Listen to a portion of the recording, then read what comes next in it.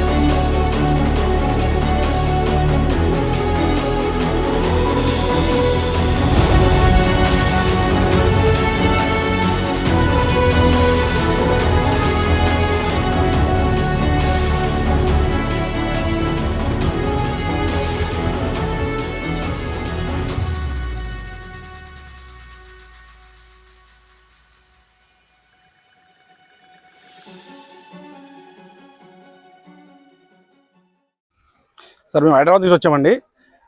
సాక్షాత్ రామస్వామిది చూస్తే చాలా మంచిగా అనిపించింది.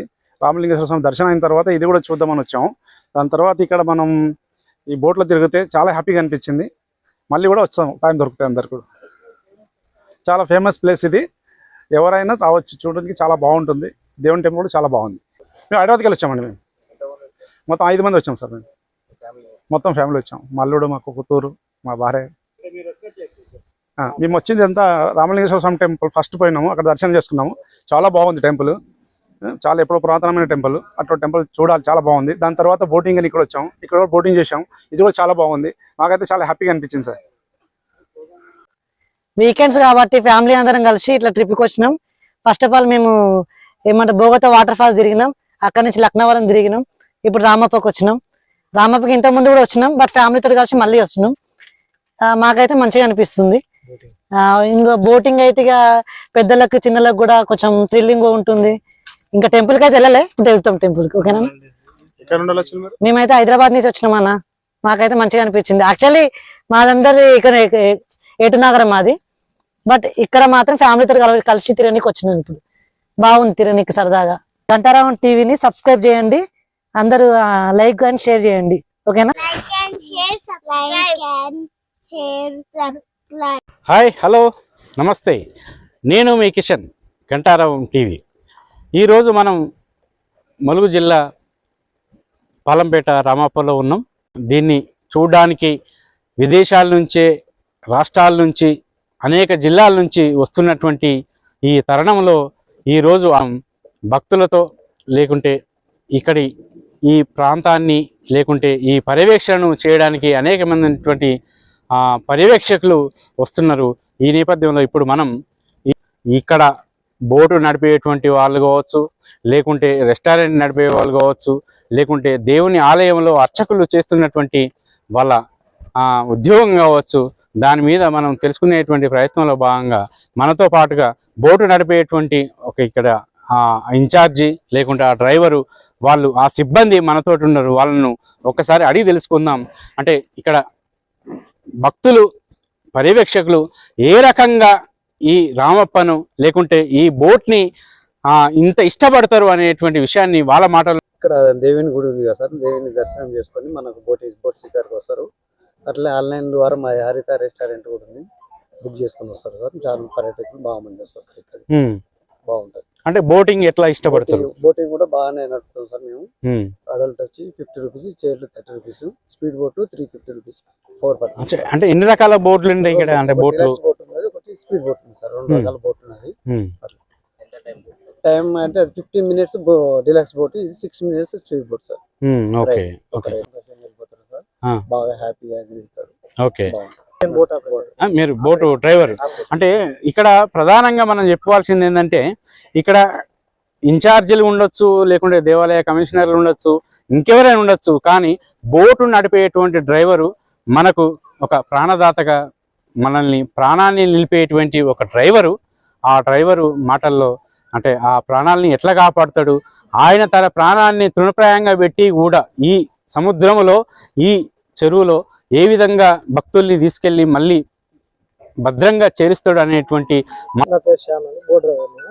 నేను ఒక 10 ఇయర్స్ నుంచి టూరిజంలో చేస్తున్నాను. ఇక్కడికి సండే సాటర్డే హాలిడేస్ అయితేనే ఎక్కువ విజిటర్స్ వస్తారు పర్యాటకులు, మిగతా రోజుల్లో తక్కువ ఉంటుంది. ఇప్పుడు లక్నవరం బోటింగ్ అయిన దగ్గర నుంచి రామప్పలో తక్కువ వస్తున్నారు బోటింగ్. దైవ దర్శనానికి చాలా మంది వస్తున్నారు. అక్కడ నుంచి ఒక 25% కూడా ఇక్కడ రావట్లేదు. అంటే అక్కడ సరైన ఇక్కడ బోటింగ్ తెలియడం కోసం బోర్డు కానీ ఇది కానీ లేదు, అందుకోసం ఇక్కడ కొంచెం తక్కువ అయిపోయింది. అంటే రామప్పలో బోటింగ్ ఎక్కువ ఉందా, లక్నవరం తక్కువ ఉందా? లక్నవరంలో బోటింగ్ ఎక్కువ ఉంది, ఇక్కడ బోటింగ్ తక్కువ ఉంది. అంటే దాని కారణం ఇప్పుడు అంటే ఇప్పుడు లక్నవరంలో బోటింగ్ ఎక్కువ ఉండడం, రామప్పలో తక్కువ ఉండడం, అంటే ఇది ఏమన్నా మీరు అంటే ఎట్లా ఎందుకు? అక్కడ చెరువు, బోటింగ్, సస్పెన్షన్ బ్రిడ్జ్ అవన్నీ ఒక దగ్గర ఉన్నాయి కాబట్టి అక్కడికి వెళ్ళిపోతా ఉన్నారు. ఇక్కడ ఏంటంటే టెంపుల్ దర్శనం అయిందంటే లక్నవరం వెళ్ళిపోతా ఉన్నారు. తెలియని వారు ఎవరైనా ఉంటే ఇక్కడికి వస్తుంది. ఇక్కడ రామప్పలో బోటింగ్ ఉంది అని కూడా కొంతమంది తెలియట్లేదు. అంటే ఈ ప్రకటన ప్రభుత్వం ఎందుకు చేయలేకపోతుంది? అంటే రామప్పలో కూడా బోటింగ్ ఉండేటువంటి ప్రచారం ఎందుకు చేసుకోలేకపోతుంది? వాళ్ళకి అనుకూలంగా ఎట్లా అంటే ఇక్కడికి రామప్ప టెంపుల్ దర్శనం అయిపోయిందంటే అటు లంచ్ చేసుకోవచ్చు, అటు బొగతా చూసుకోవచ్చు, మేడారం వెళ్ళొచ్చు, లక్నవరం వెళ్ళొచ్చు అనే విధంగా అటు వెళ్ళిపోతా ఉన్నారు. అప్పటి నుండి ఇక్కడ తగ్గిపోయింది. ఓకే, అంటే మీరు ఎన్ని సంవత్సరాల నుంచి పనిచేస్తున్నారు? నేను ఇలా 10 సంవత్సరాల నుంచి, కానీ ఇక్కడ నేను 20 ఇయర్స్ నుంచి నేను రామప్పలో బోటింగ్ పెట్టాను, private boating. Government hand over చేసి మళ్ళీ ఇందులోనే డ్రైవర్ చేస్తున్నాను. ఓకే, అంటే భక్తులు వచ్చినప్పుడు మీరు నడుపుతున్నటువంటి బోటింగ్ విధానం కావచ్చు, లేకుంటే బోటింగ్ లో అంటే కొంతమంది భయపడతా ఉంటారు, మునుగుద్ది లేకుంటే ఆ తేలుద్ది లేకుంటే మా ప్రాణాలు పోద్ది అనేటువంటి భయంతో కూడా భక్తులు కూడా కొంతమంది అధైర్యపడేటువంటి పరిస్థితి ఉంటుంది. ఆ సమయంలో మీరు ఇచ్చేటువంటి ధైర్యం ఏంటి? మేము ముందే చెప్తాం సార్, ఇక చాలా గవర్నమెంట్ బోటు, సేఫ్టీ బోటు, మనకు లైఫ్ జాకెట్లు ఉంటాయి అని మేము కెపాసిటీకి మించి అయితే ఎక్కువ తీసుకెళ్ళాం. దాని మినిమం ఛార్జింగ్ చేస్తాం, దాని కెపాసిటీకి మించి తీసుకెళ్తాం. అలా చెప్పి ధైర్యం చెప్పి తీసుకెళ్తాం. అన్ని విధాలుగా మా దగ్గర సేఫ్టీ ఉందని చెప్పి తీసుకెళ్తాం. ఓకే, ఇప్పుడు అంటే ఆంధ్రాలో అనేకమైనటువంటి కృష్ణా కావచ్చు, లేకుంటే గోదావరి కావచ్చు, అనేకమైనటువంటి వాటిల్లో మన ఈ బోట్లలో ప్రమాదం జరిగింది. ప్రమాదంలో బోట్లు మునిగినాయి, ప్రజలు చనిపోయారు. అలాంటి ప్రమాదకరమైనటువంటి వాతావరణంలో బోట్ ఎక్కడానికి మీకు భక్తులు ఇష్టపడుతున్నారు? ఇక్కడ చాలా ఇష్టపడతారు సార్. ఇక్కడ బోటింగ్ అంటే రామప్ప బోటింగ్ అంటే చాలా ఇష్టపడతారు. అంటే మీ మీద నమ్మకం లేకుంటే బోట్ మీద నమ్మకం? మా మీద నమ్మకం సార్. మీ మీద నమ్మకం అంటే మీరు నడిపేటువంటి విధానం? ఇక్కడ నేను చాలా పర్యాటకులకు నేను చాలా మంది తెలుసు ఇక్కడ బోటింగ్ ఎలా ఉంటాయంటే చాలా అద్భుతంగా ఉంటాయని వస్తారు. అంటే శ్యామ్ భాయ్ నడుపుతుందంటే మాకు ప్రమాదం ఏం లేదు అనేటువంటి నమ్మకంతో మీ దగ్గరికి వస్తారు, అంతేనా? Right, thank you. ఇది మనం అంటే రామప్పలో జరిగేటువంటి బోటింగ్ విధానం కావచ్చు, రామప్పకు వచ్చేటువంటి భక్తుల ప్రయాణము కావచ్చు, దీంట్లో చూసుకున్నప్పుడు రామప్పకు వచ్చేటువంటి భక్తులు అనేకమైనటువంటి అంటే శివరాత్రి కావచ్చు, శివాలయం కావచ్చు, శివుని మొక్కేటువంటి శివాలయం మొక్కుకునేటువంటి భక్తులు కావచ్చు, అనేకమైనటువంటి భక్తులు ఇక్కడికి వస్తుంటారు. దాంట్లో భాగంగా బోటింగ్ కూడా చేస్తుంటారు. ఈ బోటింగ్ చేసేటువంటి డ్రైవరు అంటే శ్యామ్ చెప్తున్నటువంటి మాటల్లో మనం చూసుకుంటే శ్యామ్ మీద నమ్మకము, ఆ బోటింగ్ మీద నమ్మకము, ఇక్కడ ఉన్నటువంటి ఈ వ్యవస్థ మీద నమ్మకంతో భక్తులు బోటింగ్ చేయడానికి ఇష్టపడుతున్నారు. కెమెరామెన్ శ్రీధర్తో గంటారావు, మీ కిషన్. హలో, నమస్తే. నేను మీ కిషన్, గంటారావు దినపత్రిక మరియు గంటారావు టీవీ.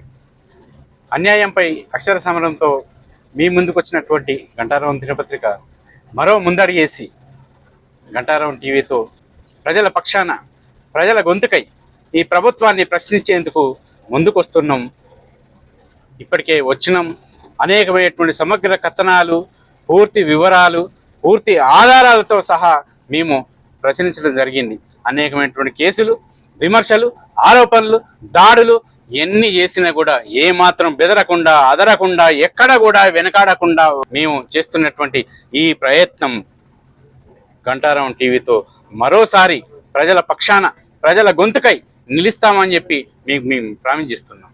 మీరు గంటారావు దినపత్రికను ఏ విధంగానైతే ఆశీర్వదించారో, దీవించారో, మమ్మల్ని ఎట్లయితే అభిమానించారో అదే రకంగా మా గంటారావు టీవీని కూడా ఆదరిస్తారని, అభిమానిస్తారని, మీరు అండగా నిలుస్తారని మేము కోరుకుంటున్నాం. ఇదే క్రమంలో ఈరోజు జరిగేటువంటి రక్షాబంధన్ పండుగ ఏదైతే ఉందో, తెలుగు రాష్ట్రాల ప్రజలు, ఇతర దేశాల్లో ఉన్నటువంటి ఆడపడుచులు, మన తెలంగాణ ఆడబిడ్డలు అందరూ సంతోషంగా గడుపుకోవాలని చెప్పి, పండుగ జరుపుకోవాలని చెప్పి, ఎలాంటి కల్మషం లేకుండా కుటుంబాల మధ్యన, లేకుంటే అన్నదమ్ముల మధ్యన, అక్కజెల్లల మధ్యన ఎలాంటి కల్మషం లేకుండా అందరూ కలిసిమెలిసిగా ఉండాలని చెప్పి గంటారావు దినపత్రిక, గంటారావు టీవీ ఆశిస్తుంది. నేను మీ కిషన్, కెమెరామెన్ శ్రీధర్తో గంటారావు.